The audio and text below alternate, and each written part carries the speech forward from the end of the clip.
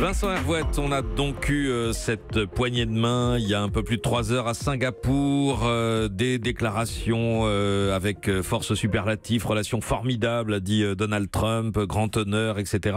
Et puis à l'instant, cet échange de signatures et ce document dont on ne sait rien. Que peut-on dire pour l'instant de cette rencontre? Le sommet de Singapour se termine sur un succès complet, vérifiable, irréversible, mieux, un triomphe, mais pour Kim Jong-un à Singapour comme chez lui, la promenade en ville, la poignée de main, son sourire éclatant, on dirait qu'il savoure cette bonne blague. En acceptant le rendez-vous sans rien réclamer en échange, Donald Trump a sacrifié un atout-maître, il a fait de l'homme fusée son alter ego, il a donné une légitimité au régime, c'est fait et c'est énorme. Kim, avec son bon sourire joufflu là en ce moment, n'est plus l'une des figures du mal que combat l'Amérique indignée. Pourtant, le Kim qui a fait empoisonner au gaz sarin, son demi-frère dans un aéroport, pulvériser son oncle au canon antiaérien, est plus mafieux que Saddam Hussein.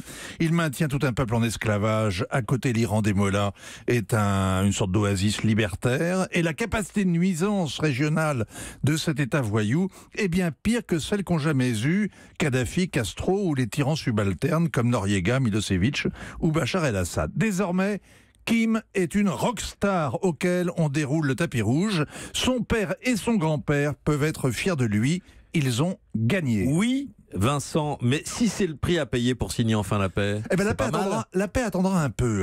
Donald Trump va ramener un autographe. Ce que Kim vient de signer, c'est sans doute un accord de principe, pas un traité de paix en bonne et due forme, c'est 2 pages, ni un accord technique sur le désarmement. Il a gagné une invitation à Washington, et si possible avant les élections du mid-term, l'Amérique d'abord. Pour le reste, l'Asie devra user de sa longue patience légendaire. Les évaluations américaines tournent autour de 50 kilos de plutonium, de 60 engins nucléaires et de dizaines de missiles intercontinentaux bien cachés. Il s'agit d'entrer dans un processus d'identification, de mise sous contrôle, de démantèlement progressif. Avec les mesures dilatoires, ça peut occuper 1 ou 2 générations de diplomates. La Corée du Nord ne va pas se faire harakiri. Elle va se livrer à un effeuillage stratégique. L'important, c'est qu'on se parle, et l'espoir, c'est qu'on reste entre soi, pas de prolifération.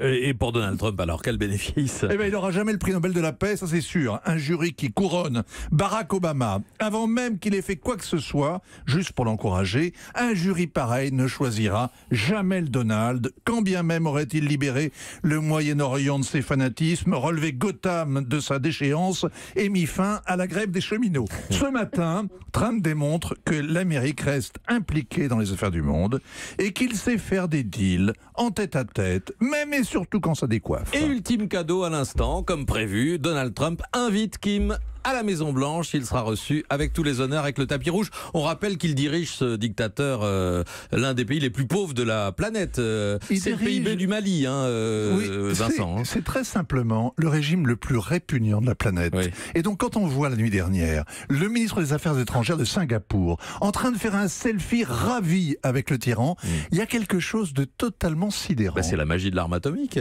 C'est la magie de la com. Mais justement, alors est-ce qu'on peut y croire un minimum à ce spectacle de bises, d'accolades et de signatures? Vous avez l'air de dire qu'ils se sont vus et on ne sait pas ce qui va se passer derrière. En général, on se rencontre au sommet quand toutes les négociations sont terminées et qu'elles ont abouti.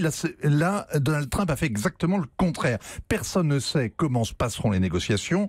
La paix, c'est avoir la bombe, c'est qu'avoir la bombe rend sage, que ça calme. C'est le Valium.